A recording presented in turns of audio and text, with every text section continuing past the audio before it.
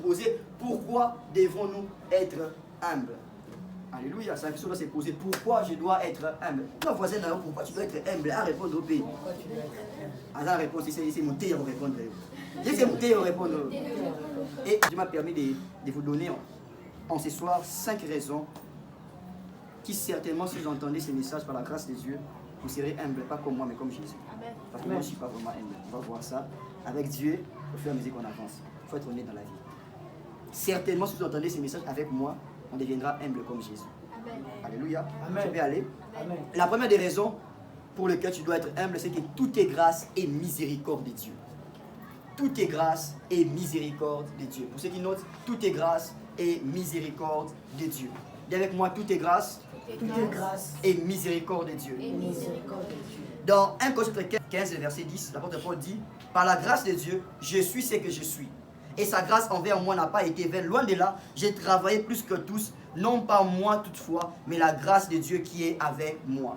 Alléluia. L'apôtre Paul reconnaît, il fait une affirmation ici en disant, c'est que je suis l'identité que j'ai d'être appelé apôtre, je ne l'ai pas à cause de mes efforts, mais c'est la grâce de Dieu. Et il va plus loin en disant, si j'ai travaillé, j'ai évangélisé dans plusieurs villes, dans plusieurs nations, plus que Pierre, plus que Jacques, plus que Thomas, ce n'est pas moi qui ai travaillé, mais c'est la grâce de Dieu. Par là, vous devez comprendre deux choses. La grâce te donne l'identité, mais la grâce te pousse aussi au travail. Okay. Alléluia. Amen. La grâce, c'est quoi? C'est une faveur imméritée.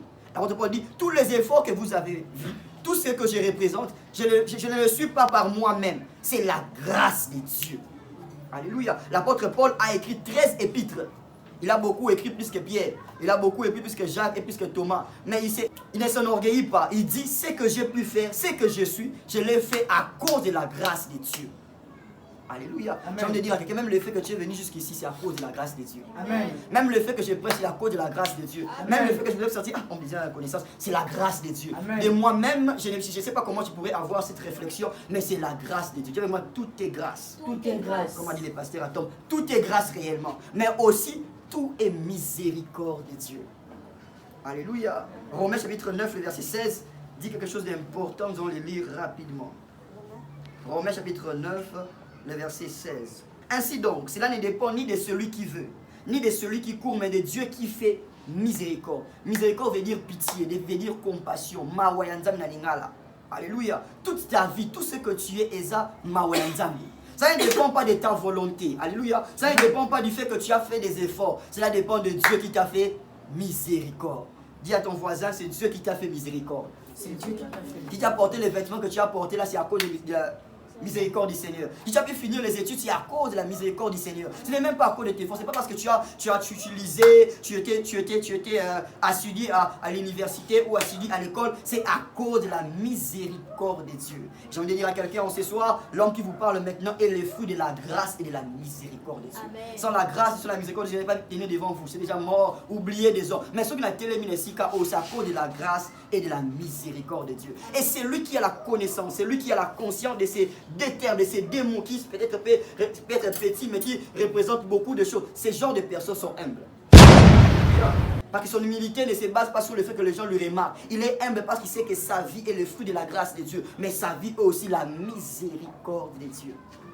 Alléluia. Amen. Alléluia. Amen. Quand on se voit, on se connaît tous, on est des pécheurs.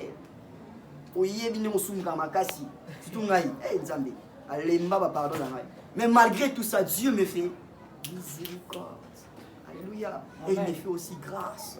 Et à cause de ces choses-là, je dois être humble. Dis à ta voisine, tu dois être humble. À cause de sa grâce et de sa miséricorde dans ta vie. Il faut que tu sois humble. Celui qui est conscient de la grâce, il ne sera pas orgueilleux. Alléluia. Amen. Alléluia. Vois comment je suis pour l'évangile de la grâce. Alléluia. On doit trop prêcher, arrêter les péchés. Depuis qu'on vous a parlé d'arrêter les péchés, il faut fuir les péchés. Faites ceci pour arrêter l'impudicité. Les gens pensent que quand ils ne pêchent pas là, c'est à cause de leurs efforts. Non, c'est la grâce de Dieu et la miséricorde de Dieu. Amen. Alléluia. Ce n'est pas à cause de tes efforts. Tu n'as rien fait. Alléluia. C'est Jésus qui a tout fait. Et il faut que ces messages, il faut que cette conscience reste dans notre cerveau. Tout est grâce et miséricorde. Alléluia. La première raison, c'est quoi?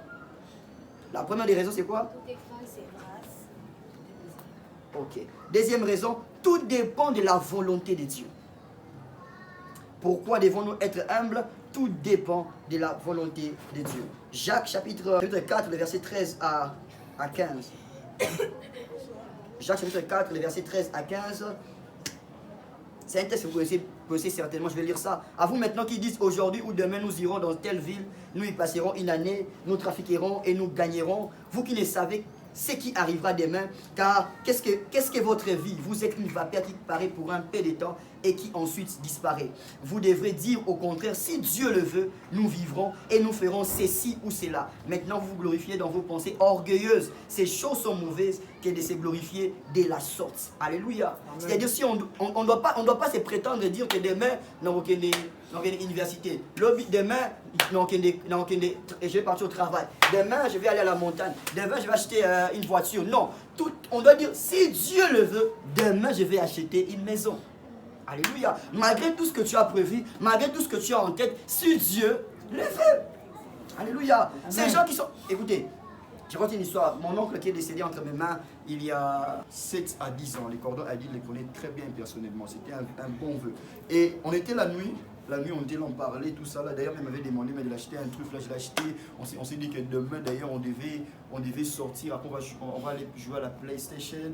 Après, on faisait même des discussions disant que moi, j'étais gagné à la PlayStation. D'ailleurs, dans l'Ekio. On faisait des discussions, on va jouer, tout ça. On a fait un programme. Je m'étais endormi. Je ne dors pas souvent avant. Je m'étais endormi ces jours-là vers 19h à 20h. Je suis endormi, tout ça. Et au milieu de la nuit, vers 0h, 1h, j'entends un cri quand je sors. Il était entre mes mains, en train de se battre entre la vie et la mort. Et il est décédé. On avait fait un programme que demain on va jouer la play, n'est-ce pas? On va faire des tout. Je vais l'accompagner pour régler quelques affaires. Mais les matins, on n'a pas pu faire ça. Pourquoi? Parce que Dieu n'avait pas voulu ça.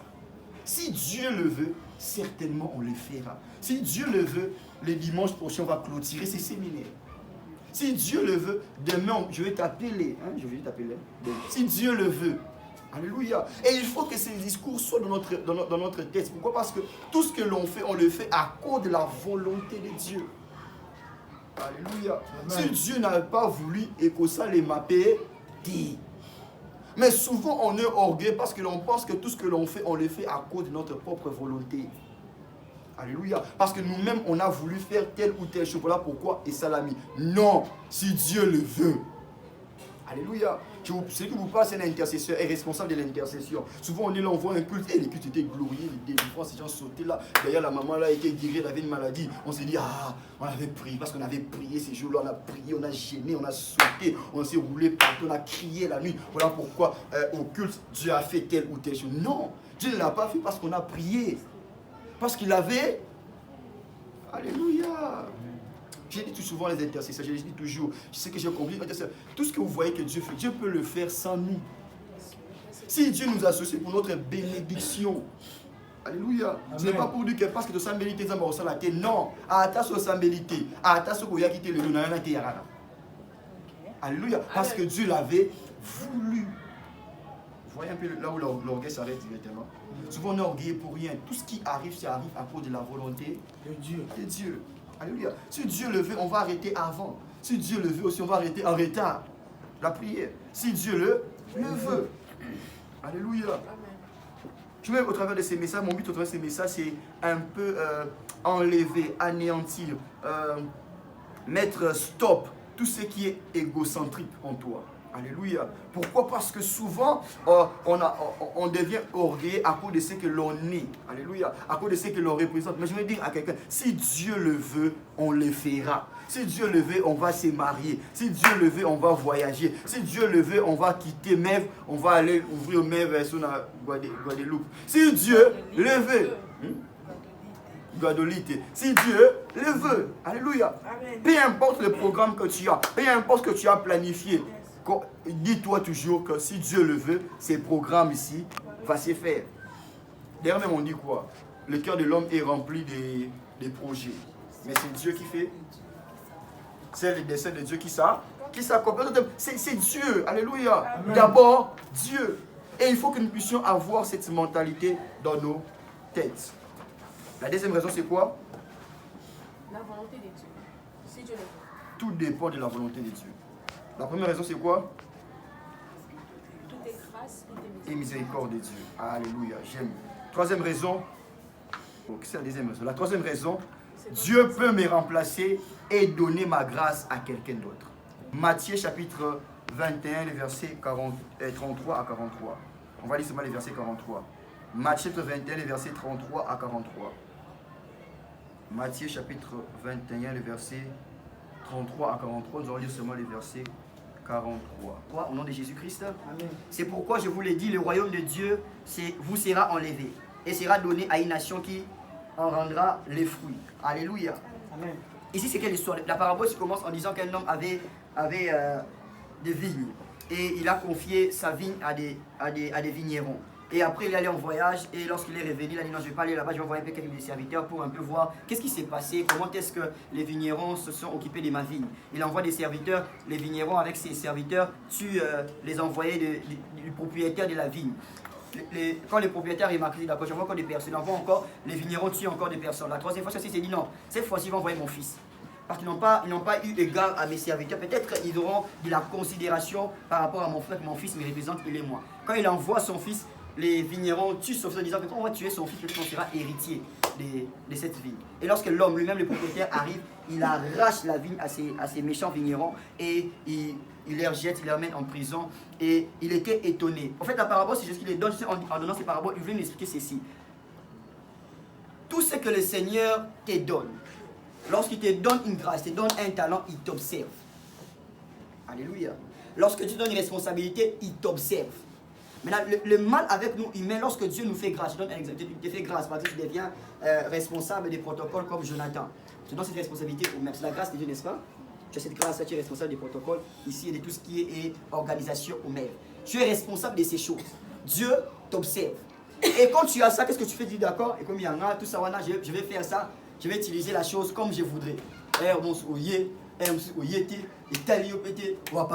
Allez, venez ici, faites les protocoles là pour l'imonayo. En fait, ce que Dieu t'a confié, tu ne le gères pas très bien. Tu ne t'occupes pas comme il le faut.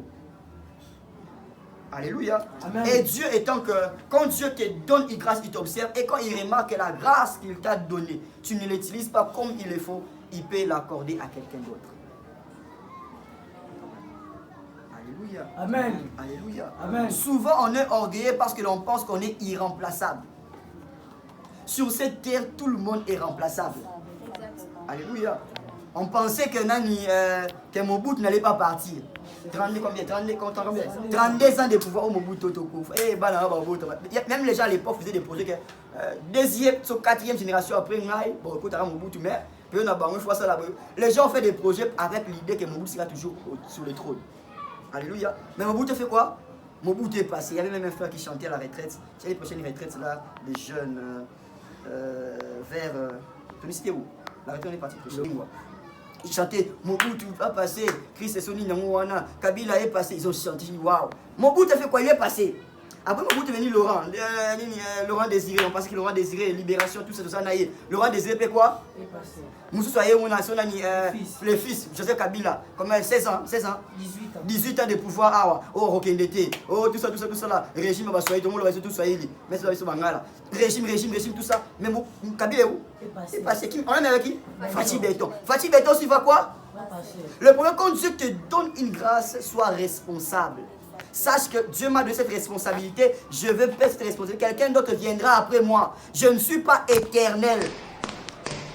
Alléluia. Alléluia. Je ne suis pas quoi? Éternel. Aujourd'hui, c'est moi qui prêche ici, n'est-ce pas? Je prêche là, l'homme disait prêche beaucoup. Ça regarde, moi mon choix, mon téléphone, iPhone, tout ça là. Mais après moi, il y a quelqu'un qui doit prêcher ici. Même plus que moi. Amen. Alléluia. Et quand tu me donnes l'opportunité de parler devant, je vais bien prêcher.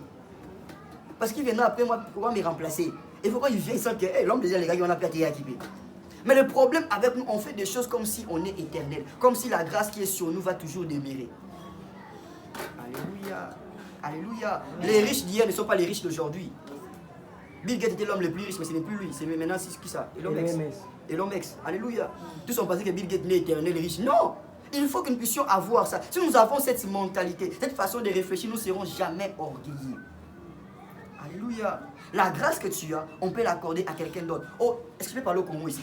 Congo, vous dites, oh, nous sommes les pays les plus riches. Très bien. En sous-sol, en tout ça, très bien. D'ailleurs, même quand vous regardez les tableaux périodiques, tous les éléments se trouvent au Congo. D'accord, nous avons des richesses, d'accord, Congo. Mais sachez une chose, la grâce que Dieu a reposée sur vous. Si vous ne savez pas l'utiliser, si vous savez seulement qu'elle est négligée, Dieu en donnera ça à quelqu'un d'autre, à une nation plus que vous. Alléluia.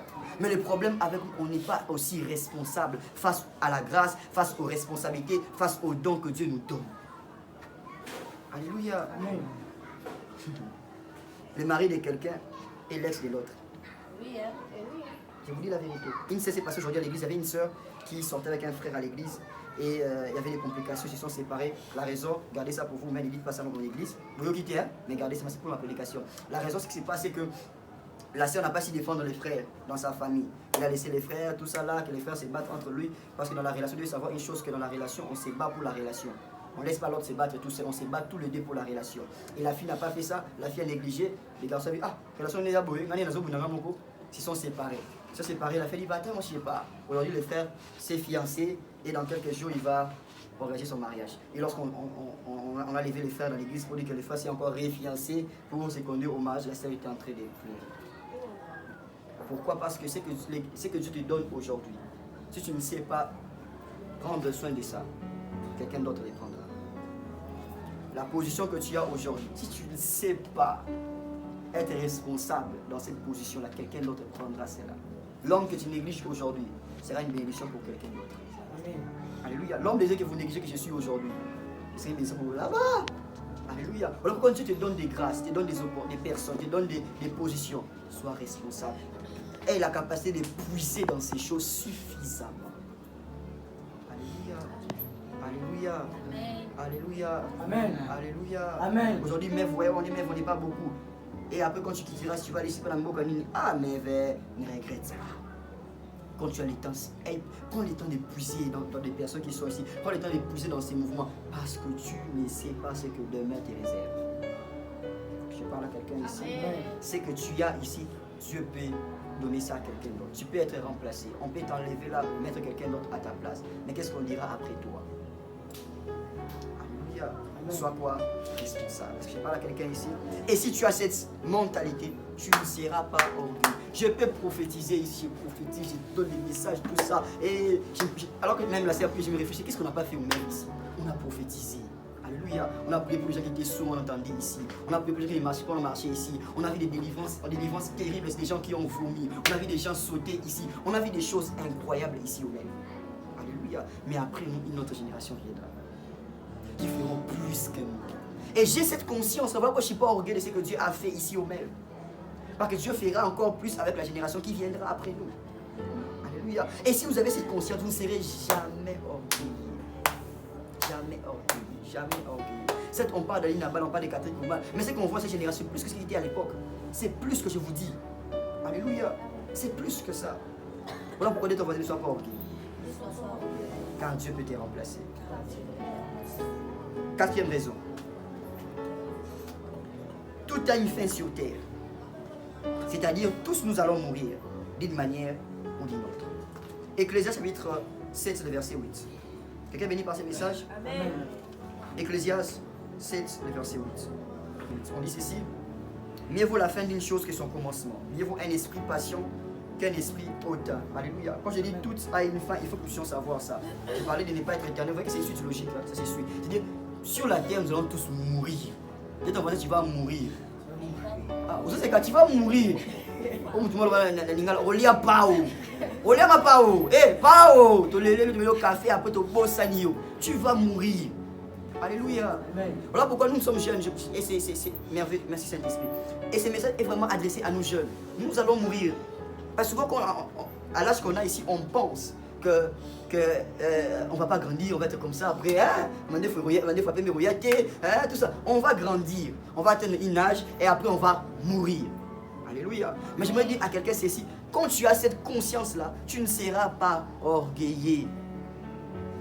Alléluia. Parce que tu vas quoi? Tu vas mourir. Aujourd'hui tu négliges la sœur là, toi si tu vas mourir comme la sœur là. Aujourd'hui tu négliges le frère là, tu vas mourir. Tu vas laisser cette sœur. Voilà pourquoi Kaba, il s'appelle Kaba. Il faut Kaba. Parce que dis-moi, qui est celui qui qui a construit des maisons et que lorsqu'on est passé l'enterrer, on l'a enterré avec ses maisons. Ou les maisons lui ont accompagné à l'au-delà. Tout ce que tu fais sur la terre, na Weston, na Nisusu, John Foster Rolati, na Dior, na Versace Rolati, Ekotika là, ici vous êtes Ekotika là. C'est-à-dire l'amba là faut kabango. Tu ne après le repère là. Et l'amba là faut kabango. Alléluia. Parce que tu vas mourir, tu vas laisser tout ce qu'on voit, on va laisser ça. Téléphone sur iPhone sur 32 royal sur la ligne là. Tokotika mo. Oh sur Samsung sur 45. Tokotika mo. Alléluia. On va mourir, tous on va mourir.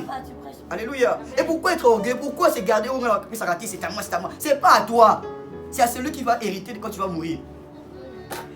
C'est fort. C'est vérité, moi là. Exact. Après tout ce qu'ils ont fait comme Ève, tu vois toutes les connaissances que j'ai acquis. J'ai fait des formations, j'ai lu ma Bible, je me suis abonné à la psychologie. Tout ce que j'apprends là comme formation là. Je vais laisser ça. Il y a un pasteur qui est mort, le docteur Prosper, vous connaissez, le docteur Prosper Kanyonga. Beaucoup des hommes de Dieu l'ont posté comme ça. C'est un homme qui il était très intelligent. Quand il prêche, je l'ai senti. Il est intelligent, mais il est mort. Il est parti. Heureusement pour lui, il a écrit quelques livres, il a écrit quelques formations. C'est resté. Tous les efforts que nous fournissons ici sur terre, pour bâtir, pour chercher, pour se marier, pour avoir des maisons, avoir des voitures, on va tout laisser ici sur terre. Alléluia. Mais pourquoi être orgueilleux des choses qu'on a? Pourquoi être orgueilleux des efforts que l'on fait? Pourquoi des résultats que l'on a? Tous ces résultats-là, on va laisser ça ici sur terre. Donc tu vas mourir. Tu vas mourir. Voilà pourquoi aie cette mentalité, aie cette conscience dans ta tête. Parce que je vais mourir, je n'ai pas le droit d'être orgueilleux. Dieu même dit à Adam quoi? Tu es poussière, tu es où dans là? Après il dit nous avons poussière. Moi poussière comme on l'a dit quoi? Je parle à quelqu'un ici. Tu as la poussière que tu chasses de ta maison. Au nom de Jésus, poussière. C'est toi. Alléluia. Mais maintenant, à cause de cette conscience-là, tu n'as pas le droit d'être orgueilleux. Tu n'as pas le droit d'être orgueilleux. Tu n'as pas le droit. Dis que tu n'as pas le droit. Parce que tu vas tout laisser sur terre ici. Alléluia. Tous on va mourir d'une manière ou d'une autre. Ceux qui font la maille, ceux qui font la pomme, ceux qui font la neige, ceux qui font la Alléluia. Mais à cause de cette mentalité, à cause de cette conscience, nous ne devons pas être orgueilleux ici. Il y a même des gens qui sont orgueilleux à cause des copains ou des copines qu'ils ont. Moi, c'est un tout. On va dire là. Vous voyez ma femme? Madame, mon épouse, quand on s'est mis à parler, ah, Nzambé, mais non, je ne vous voyez? Ils sont orgueilleux inutilement. Même moi, c'est un recouffa. Ah, ok, il y a un recouffa. Alléluia. Tu n'as pas le droit d'être orgueilleux. Cinquième raison, je vous parle de l'unité avec Christ. Cinquième raison, Dieu passe toujours par les hommes pour nous. Cinquième raison pour ne pas être humble, Dieu passe toujours par les hommes pour me bénir. Psaume chapitre 115, le verset 16. Psaume chapitre 115, le verset 16 dit ici, le ciel appartient à l'Éternel, il a donné la terre aux fils des hommes. Psaume chapitre 115, le verset 16. Le ciel appartient à l'Éternel, mais il a donné la terre aux fils des hommes. Dieu passe toujours par les hommes pour te bénir. Alléluia. Depuis que Dieu a créé Adam, Dieu passe toujours par les hommes pour bénir les hommes. Dieu passe toujours par les hommes pour accomplir sa volonté sur la terre. Dieu ne fait rien sur la terre sans les hommes. Alléluia. Amen. Aide-moi à dire à ton voisin, ne me néglige pas. Ta bénédiction peut-être, dis-lui ta bénédiction peut-être passera par moi. Parce que l'homme est la méthode de Dieu. Alléluia. Pour bénir les hommes. Sur la terre, ici, tu es venu au travers d'un homme. Ton père et ta mère ont fait leur truc là, tu es venu sur la terre. N'est-ce pas? Lorsque ta mère était grosse de toi, à l'hôpital, une sage-femme a aidé ta mère à te mettre au monde. Et d'ailleurs, même celui qui t'a laissé la sage-femme, n'est-ce pas? La sage-femme t'a quoi? T'as lavé. Les premiers bains que tu as eu sur la terre, c'est une sage-femme qui t'a lavé. Dis à ton voisin, Soko Layo. Dis à ton voisin, Soko Layo. T'as lavé. Parce qu'on s'est sur l'autre. Oh, on a rappelé, on a rappelé, on a rappelé. Les bons gangs. Parce qu'on a savon, on a gang. Soko Layo, on a pas fait. Au soubé, on a battu. Alléluia. Tu as fait mes maillots. Mes maillots, même avec mon laser, on va mes maillots. Mais pourquoi tu veux être orgueilleux sur la terre? Pourquoi tu veux négliger les hommes sur la terre? Alléluia. Parce que celui qui est orgueilleux néglige tout le monde. C'est pourquoi comme il est supérieur, tout le monde est inférieur à lui. C'est les personnes que tu penses inférieures à toi t'ont aidé dans la vie. Pour arriver là où tu es. Alléluia. Pour que tu aies la connaissance que tu as, quelqu'un t'a enseigné. Et c'est Batangi Sayo. Atangisa yo. Balaki sur le bas A. Le bas A. Le bas B. Le bas C. Le bas D. Le bas F. Moi je suis orgueilleux, moi je parle français. Moutoune la qui Sayo français. Alléluia. Toute la connaissance que tu as, quelqu'un te l'a donné. Alléluia. Tu n'as rien appris de toi-même. Tu as reçu ça au travers des noms. Même le vêtement là, tu vois, hein? C'est un homme qui a fait quoi? Qui a cousu ce que tu as porté comme vêtement. Oh, les gens qui disent qu'on a besoin de personnes sont des menteurs, sont des orgueilleux. Tu as toujours besoin d'un homme sur la terre. Pour que Naya a qui moto, la moto. Alléluia. En plus, je suis venu jusqu'ici. Pour que je vois l'eau que j'ai prise, c'est Jonathan Maïwana. On a toujours besoin des hommes sur la terre. Alléluia. Amen. Oh, moi j'ai besoin de Dieu. Arrête de dire ces bêtises-là, c'est l'orgueil.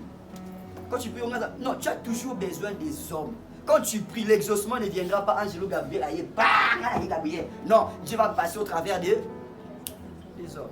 Même Jésus est venu sur la terre au travers de... Maintenant, toi, j'ai besoin de personne. Tu dois dire arrête ces discours. Arrête ces discours. C'est de l'enfantillage. Tu as toujours besoin des hommes sur la terre. Tout ce que tu feras passera au travers des hommes. Voilà pourquoi entretiens tes relations. Sois bien avec tout le monde. Alléluia. Dis sois bien avec tout le monde. On est à Kitambo, tu vas connaître l'important d'être bien avec tout le monde. Koulouna mon église, jour où on a 0h30. On est qu'à venir, n'est-ce pas, Christ? À sauver. On a bien tout le monde. Mais si on est bien, sois bien avec tout le monde. Ne néglige personne. Ceux qui sont humbles ne négligent personne. Ils sont quoi? Humbles. Alléluia. C'est la 5e des raisons. Dieu passe toujours par les hommes pour me bénir. La première raison, c'est quoi? La première raison, c'est tout est grâce et miséricorde de Dieu. Deuxième raison. Maintenant, c'est tout. Deuxième raison. D'accord. Troisième raison. Quatrième raison. C'est-à-dire, on lit à Paul. Cinquième raison, c'est la dernière, je disais. Dieu passe toujours par les hommes pour me bénir. Ok. Maintenant, je vous parlerai de l'exemple d'humilité au travers d'un homme qu'on appelle Jésus-Christ. Alléluia. Dans les textes qu'on a lu de Philippiens chapitre combien? Philippiens chapitre 2, le verset 3 à 13, on dit que lui qui n'a pas vu le fait d'être égal à Dieu comme une proie à arracher, mais il s'est dépouillé. Il a pris la forme d'un serviteur. Il s'est rendu obéissant jusqu'à la mort. On dit même à la mort de la croix. C'est pourquoi Dieu l'a souverainement quoi? En d'autres termes, la conséquence de celui qui aime, c'est l'élévation. Alléluia. Amen. Attaché à l'humiliation et l'élévation. Tout celui qui passe par l'humiliation, passe par l'humilité, sera toujours élevé. Jésus-Christ a été humble. Voilà pourquoi il a reçu un nom qui est au-dessus de tous les noms. Afin qu'au nom de Jésus, tous genou fassent quoi? Fléchissent. Pourquoi? Parce que Jésus était quoi? Était humble. Mais on explique l'humilité de Jésus. On dit, lui qui était égal à Dieu. C'est-à-dire qu'il était comme Dieu. Mais il n'a pas regardé le fait d'être égal à Dieu comme une raison pour devenir orgueilleux. On dit il s'est dépouillé. Il s'est rendu humble. Voilà pourquoi Dieu l'a souverainement élevé. En d'autres termes, la position que Jésus avait avant de venir sur la terre n'est pas la même qu'il a après qu'il s'est humilié. Oh my God. Avant de venir sur la terre, il était comme Dieu. Alléluia. Mais lorsqu'il s'est rendu humble, on dit que Dieu l'a souverainement élevé au-dessus de quoi? Au-dessus de tout. L'humilité te donne plus que ce que tu as aujourd'hui. Amen. L'humilité te donne plus que ce que tu as aujourd'hui. Aujourd'hui, je te dis, je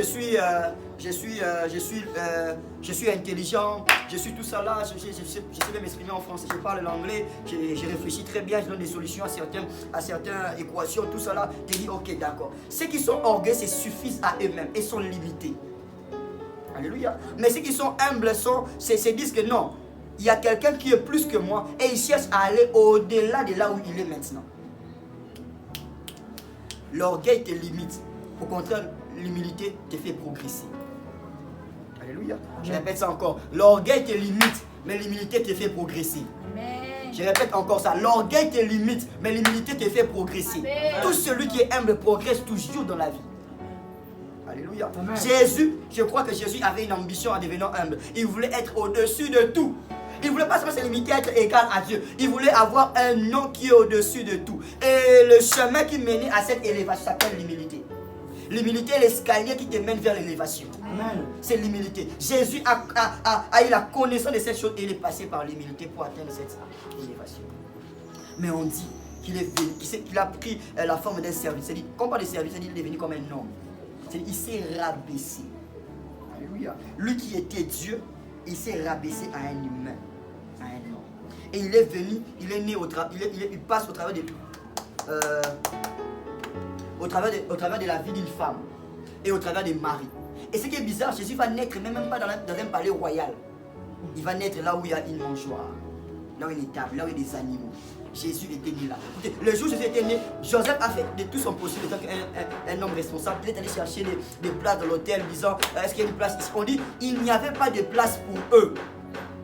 En d'autres termes, il y avait de la place, mais pas pour eux. Il y avait de la place pour d'autres personnes, mais pour eux, il n'y avait pas de la place. Je parle à quelqu'un ici. Amen. Elle dit Jésus n'avait pas de, il n'y avait pas de place pour que Jésus naisse. Alléluia. Alléluia. Amen. Il est né où? Dans une étable.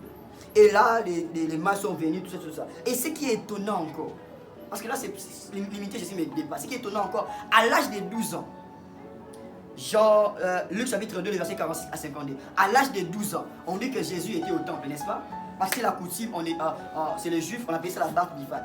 C'est-à-dire le fils du commandement. Là, chaque enfant de 12 ans devait arriver au temple et on devait l'initier à la loi. On devait l'apprendre à lire la loi et à connaître le commandement de Dieu. Alléluia. À l'âge de 12 ans. On apprend aussi Jésus là-bas au temple et ça durait, je crois, pendant 7 jours. Et lorsque Jésus arrive là, il entre au temple, il parle avec les maîtres, tout ça qui était au temple. Et tellement qu'il parlait avec eux que ses parents ont oublié qu'ils avaient un enfant avec eux, ils sont rentrés. Et en rentrant, se dire, oh, on a oublié notre fils à Jérusalem là-bas. Retournons d'abord pour voir s'il est avec nos compagnons. On demande aux gens là-bas, tout le monde nous insulté. Parce que quand ils arrivent au temple, ils trouvent Jésus assis au milieu des scribes, au milieu des maîtres de la loi. Et qu'est-ce que Jésus fait? Jésus ne leur prêche pas. Alléluia. Jésus était à 12 ans. À cause de Jésus était assis. Lisez ça, vous pouvez lire, pas le temps pour lire. Jésus était assis au milieu des scribes et il était en train de leur écouter et leur poser des questions. Alléluia. Ils écoutaient ce qu'ils étaient en train de dire par rapport à la loi de Moïse et il était en train de leur poser des questions. Dites-moi, Jésus c'est Dieu, n'est-ce pas? C'est lui qui a donné le commandement à Moïse, n'est-ce pas? Il était là quand il parlait à Moïse, n'est-ce pas? C'est lui-même qui a écrit avec sa main sur les tablettes de pierre, n'est-ce pas? Mais maintenant, ce jour-là, il était là en train d'écouter des gens. Même pas Moïse qui a reçu. Une génération de personnes à qui on a transmis la connaissance de Moïse. Mais qu'est-ce qu'il faisait? Il leur écoutait. Et qu'est-ce qu'il faisait encore? Il posait des questions. Par là, je comprends que l'une des caractéristiques qui accompagne un homme aime celui qui écoute. Tout celui qui est humble aime écouter. D'abord. Alléluia. Amen. Les orgueilleux parlent toujours, mais les humbles écoutent d'abord. Même si ce que tu dis n'a pas d'importance, ressemble à des bêtises, mais un humble écoute d'abord. Parce que même au travers de la bouche de celui qui est fou peut sortir une sagesse. Mais celui qui peut disséquer ou discerner ça, c'est celui qui est humble. L'orgueil ne saura pas écouter celui qui est insensé. Seulement un humble peut écouter d'abord, ok. Dans la bouche de cet homme qui parle toujours de bêtises peut sortir aussi une sagesse si je l'écoute très bien. Et je l'écoute autrement. Jésus à 12 ans, malgré la connaissance, malgré qu'il était Dieu, il connaissait la loi, il a écouté les hommes. Maintenant, qui es-tu toi pour ne pas m'écouter? Qui es-tu toi pour ne pas écouter tes parents? Qui es-tu toi pour ne pas écouter les hommes? Qui es-tu toi pour ne pas écouter les hommes? Alléluia. C'est lui qui est humble et écoute malgré sa connaissance. Oh my God. Ça m'arrive des fois, je suis là, j'entends quelqu'un, je dis cet homme ici ne connaît rien. Je n'ai pas connaissance biblique dans l'équipe au Banda Awati, Dubana Kidiaba. C'est-à-dire je les dépasse. Mais, non, même au travers de celui qui a peu de connaissances que moi je peux apprendre encore. Et c'est ça être humble. Alléluia. Dès que moi sois humble. Sois humble. C'est-à-dire écoute. Yo kakapé. Les gens orgueilleux réagissent toujours, ont toujours des raisons. Quand on les fait réprimande, ils savent seulement réagir. Non, écoute jusqu'à la fin. Écouter n'est pas un signe de faiblesse. Alléluia. Les femmes, boyo kaka. Les femmes, boyo kaka. Les femmes, même la copinage de kaka. Ce qu'on a dit, pas le négini. Alléluia. Il faut quoi? Écouter. C'est ça être humble.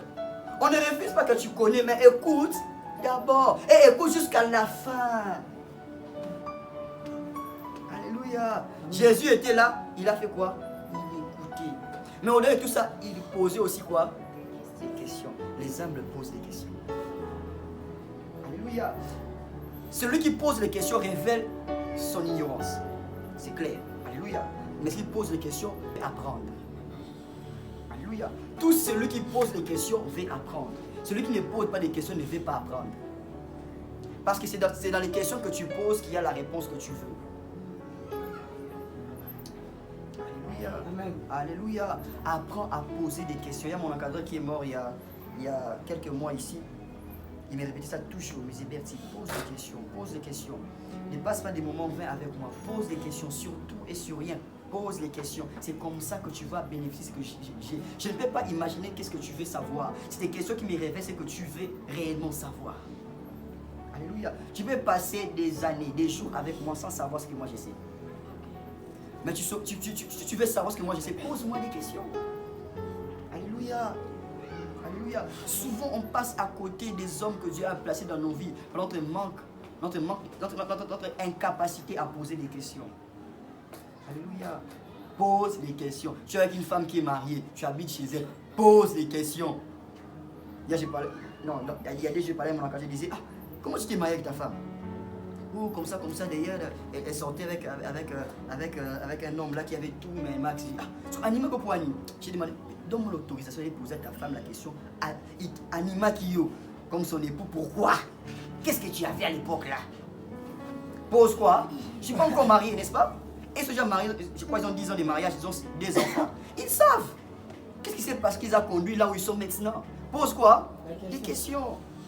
Alléluia. Mais le problème avec nous, les jeunes, tout n'a raté.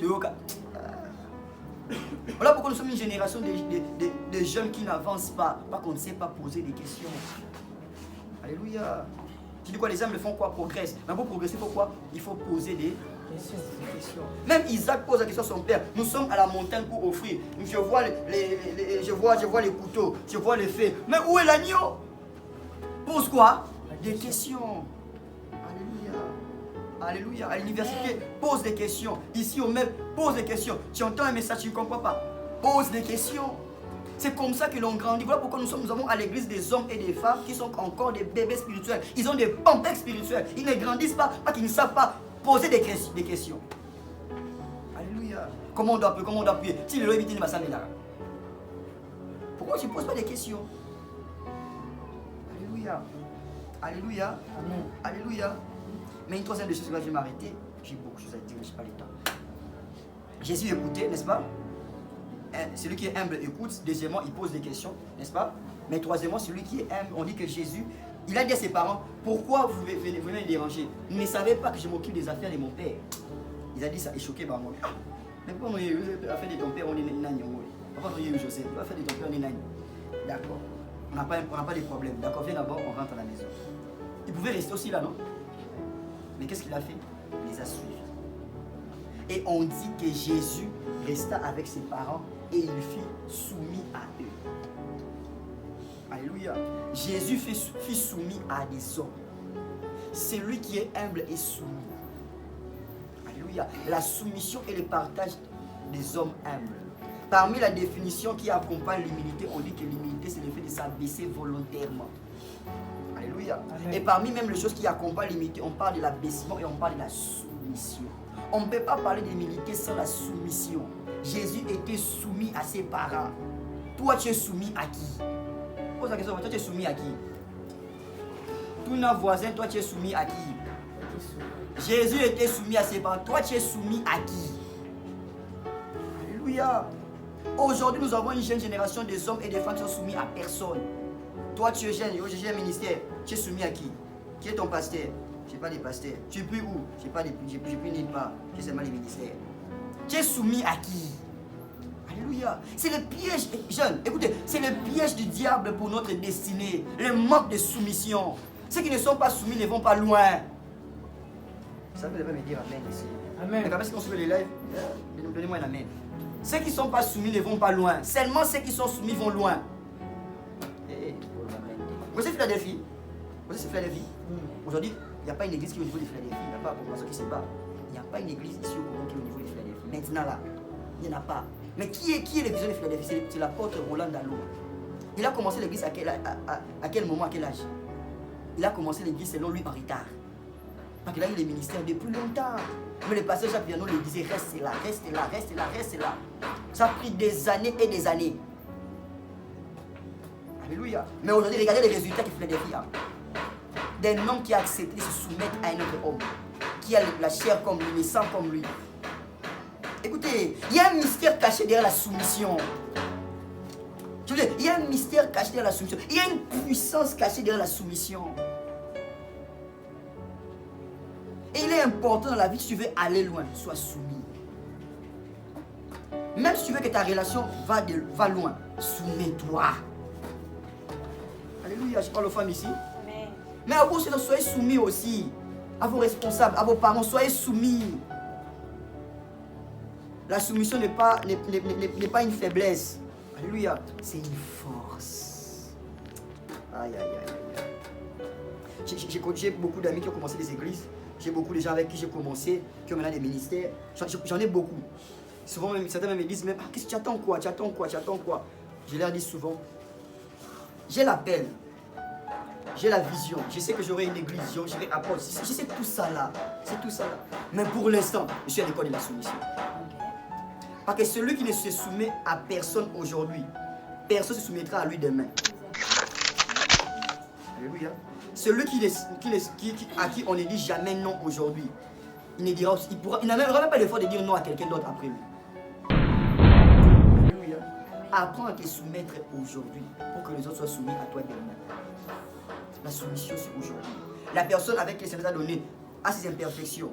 Moi, je suis... Il y a des leaders qui me connaissent, tu vois que les leaders, on a qui est la leadership. Mais tu acceptes quand même de te soumettre à la personne.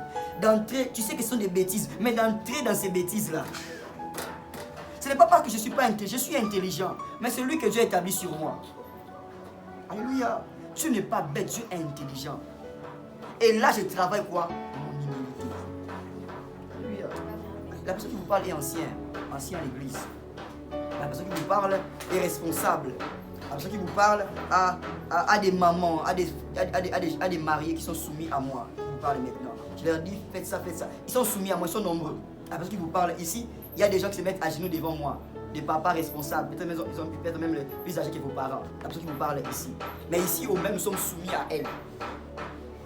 Alléluia. Parce que c'est elle qui a reçu quoi? La vision. Je parle à quelqu'un. Amen. Maintenant, moi qui vous parle comme ça, qui suis soumis à elle, qui irai très loin dans la vie. Pourquoi? Parce que j'apprends et j'essaie de me soumettre déjà aujourd'hui. Demain, c'est grand. Mais regardez la conséquence. Le verset 34, on explique maintenant, on dit que Jésus écoutait, Jésus posait des questions, il était soumis aux hommes. Mais maintenant, le verset 34, on explique que Jésus croissait en sagesse, en stature et en quoi? Et en grâce. Jésus croissait en sagesse, en stature et en grâce. Pourquoi Jésus croissait en sagesse, en stature et en grâce? Parce qu'il était humble. C'est-à-dire, il écoutait, il posait des questions et il était soumis. Parce qu'il écoutait, il posait des questions, il était soumis, il croissait en sagesse, en stature et en grâce. La sagesse et le partage de ceux qui sont humbles. Mais ceux qui sont humbles croissent toujours en stature. Ça c'est dit en taille. Alléluia. Mais pas seulement en taille, aussi quand on parle des statues. Les statues en hébreu, c'est les mots, c'est bizarre. Ça va de pair avec les termes qu'on donne en Lingala, Elikia. Hein? C'est un peu comme Elikia. Là, ces mots-là veulent dire durée de vie.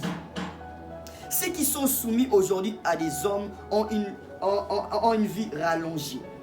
Alléluia. Ils vivent longtemps sur la terre, les hommes soumis. On dit quoi? Honore ton père et ta mère, ainsi tes jours sur la terre vont se prolonger. Mais pourquoi on dit ça? Parce que la soumission aux parents prolonge la vie sur la terre. Mais quand on parle des parents, on ne parle pas de celui qui t'a mis au monde, comme on dit souvent en français un peu banal. Mais aussi tout celui qui est parent, tu dois te soumettre à lui. Mais ta capacité à l'être, fais en sorte que tes jours sur la terre se prolongent.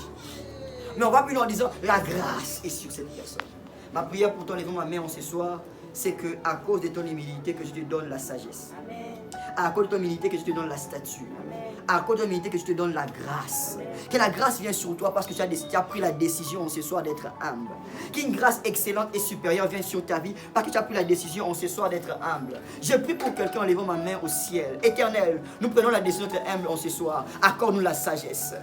La sagesse qui ne vient pas à cause du nombre des années que nous avons fait sur terre, mais la sagesse qui vient sur nous parce que nous avons pris la décision d'être humble et d'apprendre des autres. Seigneur, donne-nous la sagesse. Seigneur, donne-nous la grâce. C'est grâce aux yeux qui ne vient pas à cause des efforts consentis, mais qui vient parce que tu nous as aimés. Seigneur, réponds sur nos vies, réponds aux mêmes, réponds sur la vie des hommes et des femmes qui ont donné ces messages en ce soir. La grâce, ô Seigneur, et la sagesse. La sagesse de discerner les choses, mais la sagesse aussi de savoir faire les choses au bon moment et au bon endroit. Je prie au Éternel en ce soir, réponds sur des femmes et des hommes en ce lieu. La sagesse et la grâce, la sagesse et la grâce, la sagesse et la grâce. Sera un homme et une femme sage, sera un homme et une femme remplis de grâce. Tout ce que tu feras sera le fruit de la grâce de Dieu et de la miséricorde de Dieu. Tu n'auras pas des résultats comme tout le monde. Tes résultats seront différents à cause de la grâce de Dieu. Non pas à cause de tes efforts, non pas à cause de ton cœur, mais à cause de la grâce de Dieu. Je prie que ce soit ton partage ce soir. Je prie que ce soit ton partage ce soir. Tu me dis Amen. Je prie que cela soit ton partage ce soir. Au nom de Jésus-Christ. Au nom de Jésus. Que Dieu bénisse sa parole. Je dis que Dieu bénisse sa parole. Je dis que Dieu bénisse sa parole. Amen. Quand tu es béni par ces messages, alléluia, que Dieu vous bénisse abondamment. Que Dieu bénisse qui suit ces messages en ligne, que Dieu vous bénisse. Je veux que tu tiennes ton offrande par la main. Nous allons offrir au Seigneur et là où nous sommes. Notre église, quand on offre au Seigneur, on acclame notre église. Parce que c'est l'heure de quoi? De la bénédiction. C'est l'heure de ma bénédiction. Tu ton offrande par la main et dis des mots. Parle à ton offrande, parle à ton offrande, parle à ton offrande, parle à ton offrande. Dis quelque chose pour ton offrande, dis quelque chose, dis quelque chose. Dis quelque chose sur ton offrande.